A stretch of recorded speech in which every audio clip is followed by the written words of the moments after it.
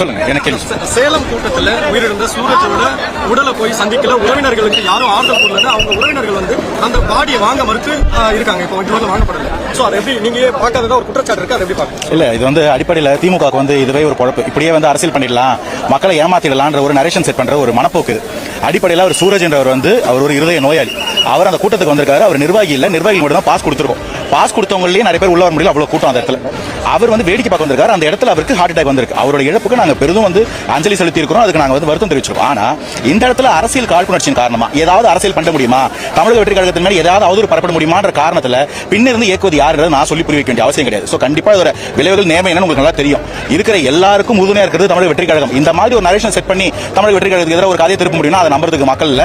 இவங்களுக்கு அரசியல் இல்ல, இவங்களுக்கு மக்கள் மேல எந்த ஒரு அக்கறையும் கிடையாது. அதான் அண்ணன் கேட்டாரு, உங்க கட்சி கொடியை கட்ட போயிட்டு 2 பேர் கரண்ட் ஷாக் அடிச்சு இறந்திருக்காங்க. அதுக்கு துணை முதல்வர் என்ன பண்ணாரு?